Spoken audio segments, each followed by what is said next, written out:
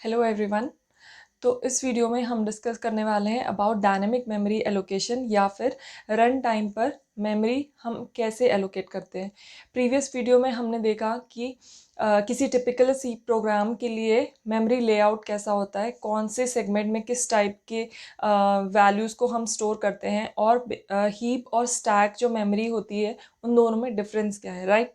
तो अगर आपने वो वीडियो नहीं देखा है तो मैं उसका लिंक डिस्क्रिप्शन में डाल दूँगी। Then first go watch that video and then switch to this video, right। तो हम स्टार्ट करते हैं dynamic memory allocation in C language में। डायनेमिक मेमोरी एलोकेशन के लिए कुछ इनबिल्ड फंक्शंस हमारे पास अवेलेबल हैं, और वो फंक्शंस क्या हैं। सबसे पहला फंक्शन है malloc, right. Malloc, then calloc, third is realloc, and fourth one is free, right. तो वन बाय वन हम इन सारे फंक्शंस को अभी डिस्कस करेंगे। और ये सारे के सारे जो फंक्शंस हैं ये कहाँ मिलेंगे हमें, ये मिलेंगे हमें stdlib हेडर फाइल में, राइट। stdlib हेडर फाइल में ये बिल्ट इन फंक्शंस डिफाइंड है, राइट। तो जब भी हम इन फंक्शंस को अपने प्रोग्राम में यूज़ करेंगे, यूटिलाइज करेंगे, तो हमें ये हेडर फाइल को इंक्लूड कराना होगा, राइट। रन टाइम पर जो मेमोरी हम एलोकेट करते हैं, मेमोरी के कौन से एरिया में मेमोरी को रिजर्व कर पाते हैं यूजिंग रन टाइम या डायनेमिक मेमोरी एलोकेशन, वो एरिया होता है आपका हीप। हीप जो एरिया है उसको आप एलोकेट कर सकते हो using the dynamic memory allocation, right. तो हम कौन से एरिया की बात करें, अगर रन टाइम मेमोरी एलोकेशन की बात करें तो दैट इज हीप, ठीक है। जो हीप एरिया है आपका मेमोरी का, so that is utilized using the dynamic memory allocation. So first let us start with the malloc function. Malloc function stands for memory allocation, okay, memory allocation, it stands for memory allocation, okay। तो malloc function को use करके आप dynamically memory को allocate कर सकते हो, और इसका सिंटैक्स कुछ इस तरह से रहेगा। ptr, अगर कोई पॉइंटर है int ptr, suppose integer type का मैं एक पॉइंटर लेती हूँ, इंट ptr मैंने यहाँ पर डिक्लेयर किया, then ptr equal to pointer type star malloc, ये फंक्शन malloc, और इसके अंदर हम एक पैरामीटर पास करेंगे। वो पैरामीटर क्या है, byte size, size in bytes, हम बाइट्स में यहाँ पर साइज मेंशन करेंगे, राइट। तो यूजिंग दिस malloc फंक्शन हम डायनेमिकली मेमोरी एलोकेट कर रहे हैं। सपोज मैं यहाँ पर एक एग्जांपल लेती हूँ, यहाँ पर मैं लिख रही हूँ ptr equal to pointer type क्या है, इंट। इस स्टेटमेंट को हम इन डिटेल अभी समझेंगे, हम ये सब क्यों लिख रहे हैं, इसका क्या क्या सिग्निफिकेंस है। देन पॉइंटर का टाइप क्या है, integer, and then star, then malloc और बाइट साइज। बाइट साइज मतलब आप जो साइज यहाँ पर मेंशन करोगे वो बाइट्स में होना चाहिए, like 1 byte, 2 byte, 3 byte, 4 bite.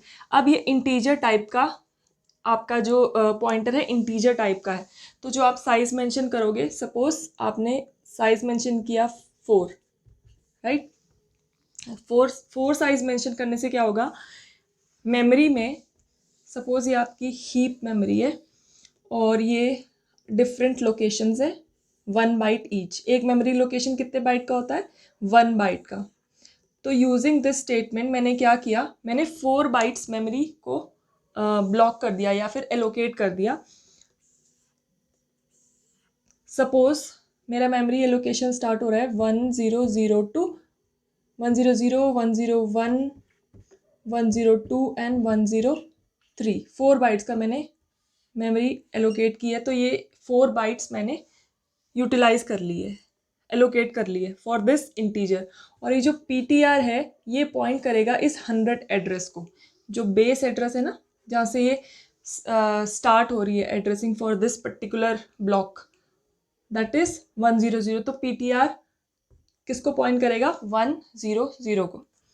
जो आपका malloc फंक्शन है, जब ये सक्सेसफुली मेमोरी को एलोकेट कर पाता है तो ये रिटर्न कराता है the pointer to this base address या फिर जो स्टार्टिंग एड्रेस है उसको रिटर्न करता है, अदरवाइज ये रिटर्न करता है नल।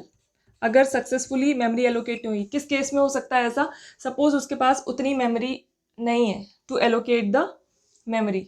अगर मैंने सपोज यहाँ पर 32 बाइट्स की रिक्वेस्ट करी बट मेरे पास 8 बाइट्स अवेलेबल है, तो वो कहाँ से एलोकेट करेगा? उस केस में क्या हो जाएगा? नल रिटर्न हो जाएगा, राइट।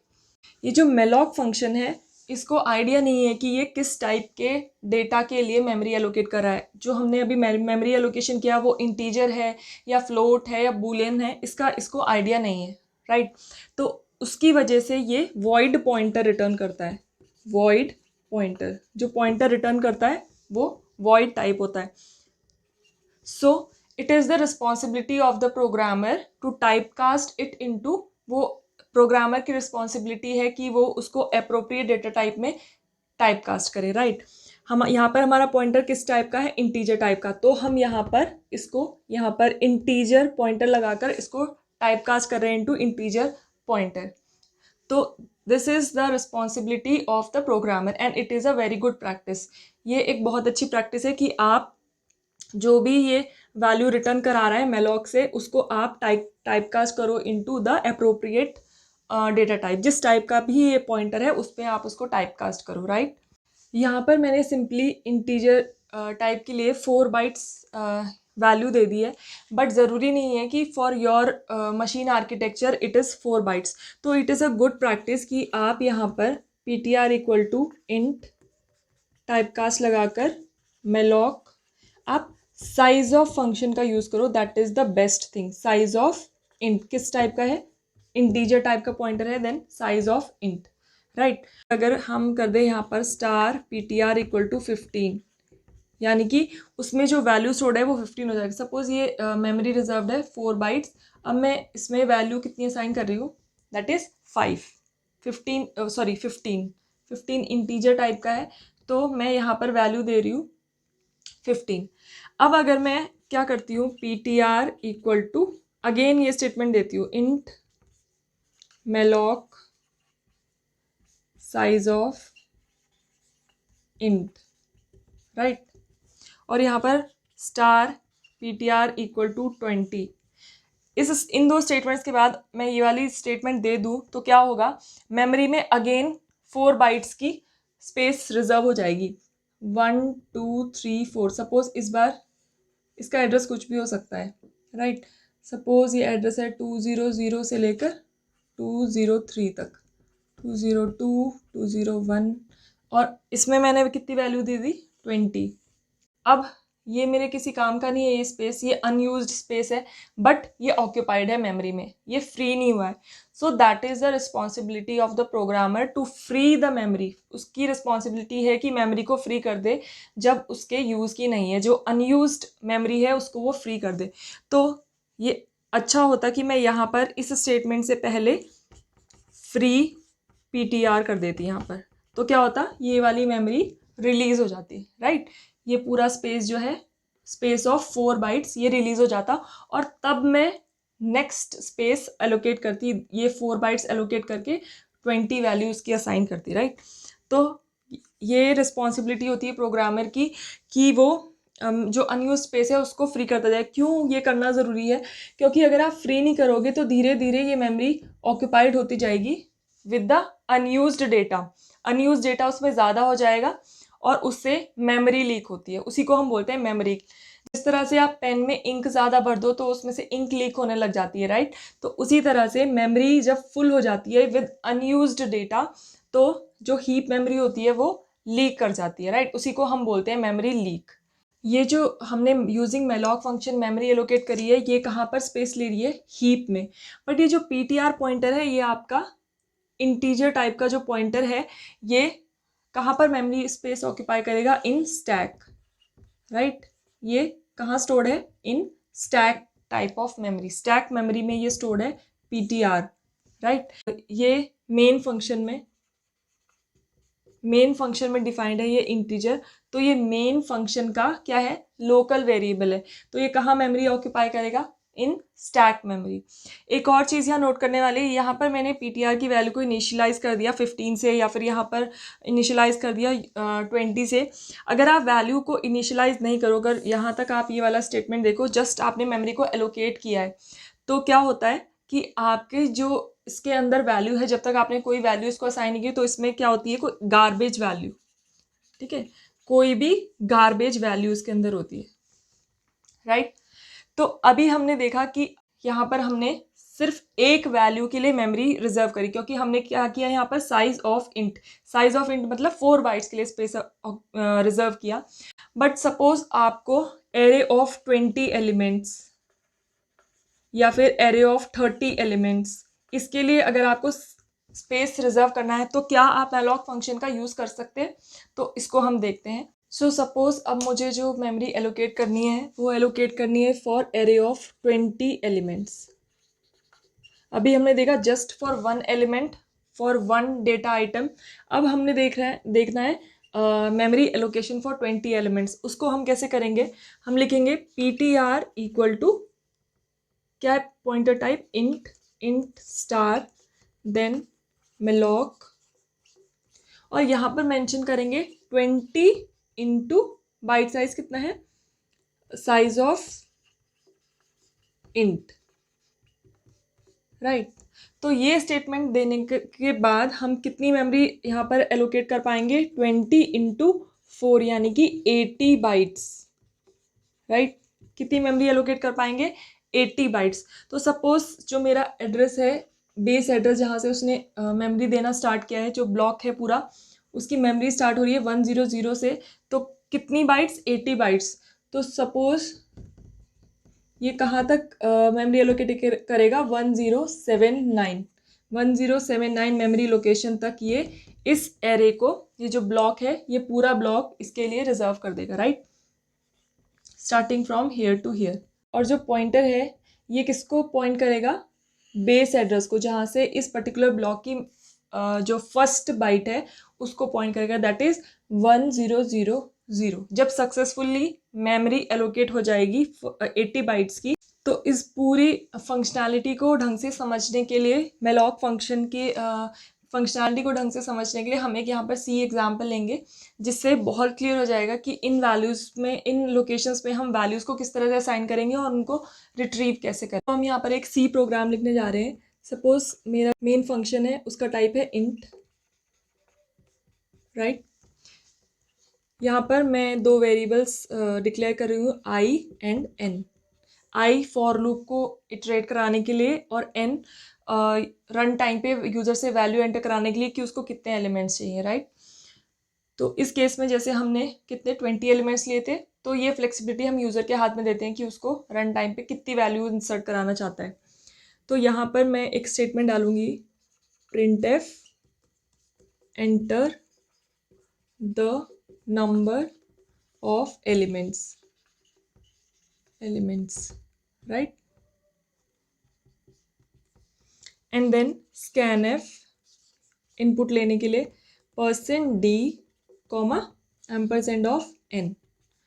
तो n की वैल्यू यूजर से एंटर करा ली मैंने यहाँ पर। एक मैं पॉइंटर भी लूंगी यहाँ पर, star ptr equal to int star for type casting, क्योंकि पॉइंटर का टाइप है int, and then malloc function, और पैरामीटर हम इसमें पास करेंगे, कितने एलिमेंट्स मैंने एंटर कराया यूजर से, n, तो n into size of int, right. तो जितने मैंने एलिमेंट्स एंटर कराए मल्टीप्लाइड बाय एक एलिमेंट कितना साइज ऑक्यूपाई करेगा, उतनी मेमोरी मैं यूजिंग द malloc फंक्शन इस स्टेटमेंट के थ्रू एलोकेट करवा रही हूँ, राइट। और ptr में क्या आ जाएगा, जो भी बेस एड्रेस होगा वो यहाँ पर आ जाएगा। अब मुझे चेक कराना है यहाँ पर कि क्या मेमोरी सक्सेसफुली एलोकेट हो पाई। तो उसके लिए मैंने आपको क्या बोला, जब भी मेमोरी सक्सेसफुली एलोकेट नहीं हो पाती है तब वो रिटर्न करेगा नल, राइट। अदरवाइज सक्सेसफुली क्या रिटर्न करेगा, ptr will point two the base address, right. तो मैं यहाँ पर चेक कराती हूँ, इफ ptr इक्वल नल। ये ptr नल के इक्वल तो नहीं है, अगर है तो क्या होगा, मैं प्रिंट करा लूँगी यहाँ पर प्रिंट एफ, ताकि मुझे पता चल जाए print F not enough memory, यानी कि मेमोरी सफिशिएंट नहीं है एलोकेट कराने के लिए, राइट। और मैं यहाँ पर एग्जिट कर दूंगी उसको, क्योंकि मैं आगे बढ़ ही नहीं सकती हूँ, तो आगे के ऑपरेशंस तो वैसे भी परफॉर्म नहीं होंगे, राइट। तो ये एग्जिट हो जाएगा। अदरवाइज क्या करेगा, for I equal to 0, I less than n, I plus plus, मैं अब वो वैल्यूज यूजर से इनपुट कराऊंगी। Print F enter value at %d index, right. और मैं कौन सी इंडेक्स, स्टार्टिंग फ्रॉम दिस 0, यानी कि i, यहाँ पर मैं i की वैल्यू प्रिंट कराऊंगी। और स्कैन एफ, यूजर से मैं क्या वैल्यू स्कैन करा रही हूँ, %d, फर्स्ट लोकेशन है जो 1 2 3 4, ये शुरू की बाइट्स जो है किस इंटीजर से ऑक्यूपाई होंगी वो मैं यूजर से इनपुट करूँगी, यानी कि पहला एलिमेंट मैं क्या चाहती हूँ इस एरे के लिए, तो वो मैं यूजर से इनपुट कराती हूँ। कॉमा, यहाँ पर ध्यान देना, मैं यहाँ लिख रही हूँ PTR प्लस आई। अब मैंने यहाँ पर PTR प्लस आई क्यों लिखा, नॉर्मली जो स्कैनर फंक्शन है उससे हम यूजर से वैल्यू इनपुट कराते हैं, और कंपाइलर क्या इंस्ट्रक्शन समझता है इसको, कि हम यहाँ पर ये वाली वैल्यू इनपुट करा रहे हैं जो कि इस एड्रेस पे स्टोर हो जाए, राइट। ये %d जो वैल्यू यूजर कीबोर्ड से एंटर कर रहा है, ये कहाँ स्टोर हो जाए, इस पर्टिकुलर जो वेरिएबल है इसके एड्रेस पे। लेकिन PTR तो खुद ही क्या कर रहा है, एड्रेस होल्ड कर रहा है, राइट। PTR खुद में ही क्या है, एक एड्रेस है, और ये एड्रेस कितना है 1000, यानी जो अभी करंटली PTR की वैल्यू है, प्लस आई, यानी कि 1000 प्लस 0, यानी कि इस पर्टिकुलर एड्रेस पे वैल्यू स्टोर हो जाए। सपोज यहाँ पर यूजर ने वैल्यू एंटर कराई 1, तो ये इस लोकेशन पे वैल्यू कितनी स्टोर हो जाएगी, 1, राइट। तो इसी तरह से जब next time I plus plus होगा, आई की वैल्यू 1 हो जाएगी, तो सेकेंड एलिमेंट के लिए PTR प्लस 1, यानी कि कितनी बाइट्स, PTR प्लस 1 का मतलब क्या हुआ, 4 बाइट्स, राइट। PTR प्लस 1 मतलब 4 बाइट से इंक्रीमेंट हो जाएगा, 1000 प्लस 4, यानी कि 1000 जो लोकेशन है वहां पर नेक्स्ट वैल्यू स्टोर हो जाएगी, और इसी तरह से 10008 पे नेक्स्ट वैल्यू स्टोर हो जाएगी। 4 बाइट्स के स्पेसेस पे ये वैल्यू स्टोर हो रही है, राइट। और यहाँ पर हम इसको फॉर लूप को क्लोज कर देंगे।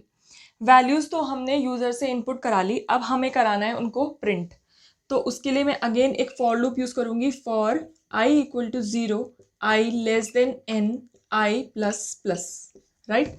अब इस लोकेशंस पे क्या क्या वैल्यू स्टोर है, यानी कि मुझे पूरा एरे की वैल्यूज को प्रिंट कराना है। तो मैं यहाँ पे क्या लिखूंगी, प्रिंट एफ, अगर मुझे फर्स्ट वैल्यू को प्रिंट कराना है तो मैं क्या लिखूंगी यहाँ पर,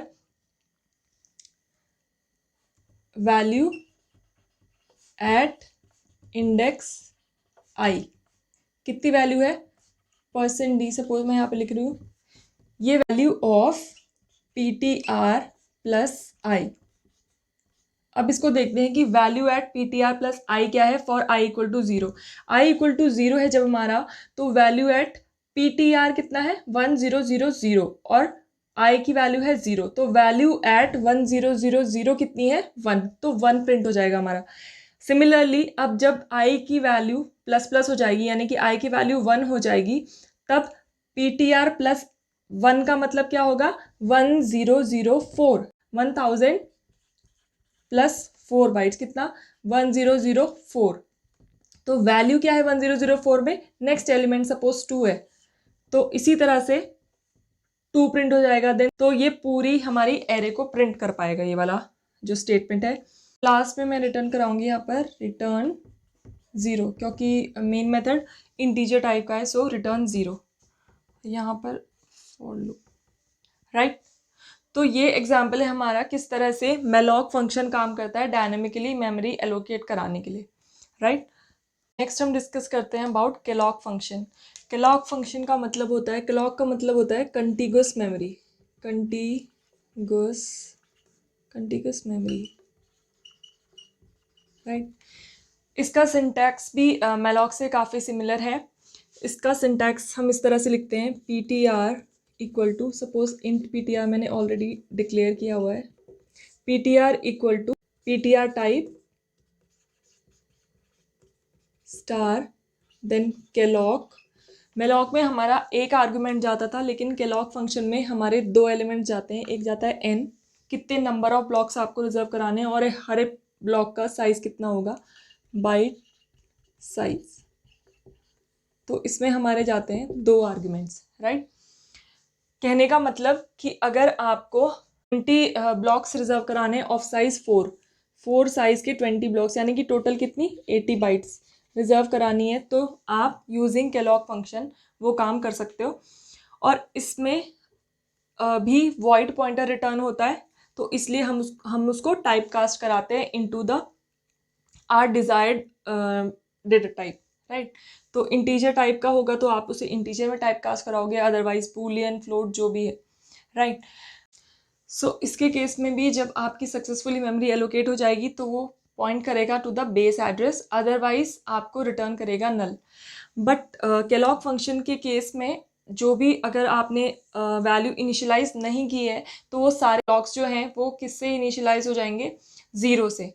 मेलॉग के केस में आपके गार्बेज वैल्यू से इनिशियलाइज हो जाते थे, but in case of Kellogg जो भी उसमें वैल्यू है वो किससे इनिशियलाइज हो जाएगी, 0 से। तो सपोज मैंने यहाँ पर 20 साइज के 4 बाइट्स ईच ब्लॉक यहाँ पर रिजर्व कराएंगे। Suppose this is 1000, 1001, 1002, 1004 up to 1079। तो यहाँ तक जो मेमोरी में ब्लॉक हैं, ये बाकी के स्पेसेस हैं, ये इतना बड़ा जो ब्लॉक है 80 बाइट्स का, वो रिजर्व हो जाएगा for this particular allocation. For example मैं यहाँ पर फ्लोट टाइप का एक पॉइंटर लेती हूँ, float star P T R, then P T R equal to float star calloc 20 blocks मुझे रिजर्व कराने हैं, suppose of size of float, right. तो सपोज फ्लोट इस पर्टिकुलर मशीन के लिए 4 बाइट्स ऑक्यूपाई करता है, तो 20 इंटू 4 दैट इज 80 बाइट्स मेरी एलोकेट हो जाएंगी। इस तरह से हमने मेलॉग फंक्शन के लिए वैल्यूज़ इनपुट कराई और उसके बाद प्रिंट कराई। उसी तरह से आप for calloc function same procedure use करके फॉर लूप लगा सकते हैं। For I equal to 0 to n, जितने भी आपने एलिमेंट्स इनपुट कराने उनको यूज़र से इनपुट करा सकते हो और लाइकवाइज प्रिंट भी करा सकते हो, राइट। तो हम मूव ऑन करते हैं अपने नेक्स्ट फंक्शन की तरफ, दैट इज़ रीअलॉग। मान लेते हैं कि आपने केलॉग या मेलॉग फंक्शन को यूज़ करके जो मेमोरी एलोकेट की है वो 20 बाइट्स की है, राइट। 20 बाइट्स की मेमोरी है, यूजिंग केलॉग या मेलॉग फंक्शन आपने ऑलरेडी मेमोरी में वो एलोकेट कर चुके हो आप। सपोज उसका एड्रेस स्टार्ट होता है 100 टिल कहाँ तक जाएगा, 1019, 20 बाइट्स का स्पेस है, यहाँ तक आपने मेमोरी को एलोकेट कराया हुआ है। बट विद टाइम आपको ये रियलाइज़ होता है कि आपको अपनी मेमोरी को एक्सटेंड करना है विद, और आपको 10 बाइट्स चाहिए, राइट। 20 की जगह आपको अब चाहिए 30 बाइट्स, यानी कि अब आपको स्पेस चाहिए 1019 से लेकर 1029। तो रीअलॉग फंक्शन को यूज़ करके आप जो एलोकेटेड स्पेस है उसको आप रीसाइज कर सकते हो, right, without losing the data. इसका सिंटैक्स एक बार हम देख लेते हैं, P T R equal to P T R type star, then ये फंक्शन रीअलॉग, और इसके अंदर जाएंगे दो पैरामीटर्स, एक जाएगा पॉइंटर का नाम that is P T are, और उसके साथ जाएगा new size in bytes, right. Bytes में जो न्यू साइज है वो हमें मेंशन करना है, और उसके साथ फर्स्ट पैरामीटर जाएगा P T are, name of the pointer. जैसे ही कंपाइलर ये इंस्ट्रक्शन देखेगा तो वो क्या करेगा, जो एलोकेटेड स्पेस है उसको देखेगा, कितना एलोकेटेड स्पेस है, 20 बाइट्स है। अब new size, suppose new size mention है 30 बाइट्स, हमें अब कितना साइज चाहिए 30, राइट। वो देखेगा ये जो ऑलरेडी एलोकेटेड स्पेस है वो कितना है 20 बाइट्स का है ना, उसी को वो एक्सटेंड कर सकता है कि नहीं, यहाँ पर कैपेसिटी है क्या इसको बढ़ाने की या एक्सटेंड करने की। तो अगर पॉसिबिलिटी है तब तो वो क्या करेगा, सेम इस एड्रेस को आगे 10 बाइट्स एक्सटेंड कर देगा। पहले 20 बाइट्स थी तो अब वो 10 बाइट्स और इंक्रीज कर देगा। तो अब जो पूरा रिजर्व एरिया हो गया वो हो गया 10,0,0,0 to 1029, 30 बाइट्स रिजर्व हो गया, राइट।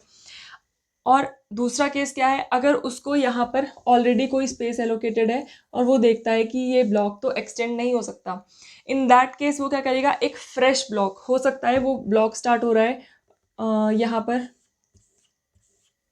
मेमोरी लोकेशंस है, वो स्टार्ट हो रहा है 200 से लेकर 2029, तो वो एक फ्रेश ब्लॉक ऑफ 30 बाइट्स ये एलोकेट कर देगा, राइट। और वो अगर उसमें ऑलरेडी वैल्यू स्टोर्ड है तो उनका क्या होगा, अब वो values as it is without losing those value, वो डेटा आपका लूज नहीं होगा, वो ओल्ड ब्लॉक से न्यू ब्लॉक में कॉपी हो जाएंगे, राइट। जो पहले से ऑलरेडी आपने वैल्यू उसमें इनिशियलाइज की हुई थी इन 20 बाइट्स के लिए, वो यहाँ पर कॉपी हो जाएंगे। सो नेक्स्ट फंक्शन जो हमारा है दैट इज फ्री। फ्री, और इसका सिंटैक्स कुछ इस तरह से, free and in the parameter you have to pass the name of pointer, pointer का नेम हम पैरामीटर में पास करेंगे। फ्री जो फंक्शन है वो बहुत ही ज़्यादा इंपॉर्टेंट है, क्योंकि डायनेमिक मेमोरी एलोकेशन के केस में जब आप हीप में कोई मेमोरी एलोकेट करते हो, कोई स्पेस को आप एलोकेट करते हो, वो ऑटोमेटिकली डी एलोकेट नहीं होता। स्टैक के केस में क्या होता था, that will be the responsibility of memory manager. जब भी कोई वेरिएबल या कोई फंक्शन यूज़ में नहीं रहता वो उसको साथ के साथ मेमोरी से, स्टैक से इरेज करता रहता है। बट हीप के केस में आपको अपने आप उस मेमोरी को रिलीज़ कराना है, that is the responsibility of the programmer. वो प्रोग्रामर की रिस्पॉन्सिबिलिटी है कि जैसे ही आपने मेमोरी को एलोकेट कराया और उस मेमोरी का जितना भी यूसेज था उसके बाद आपको उसको फ्री भी कराना है।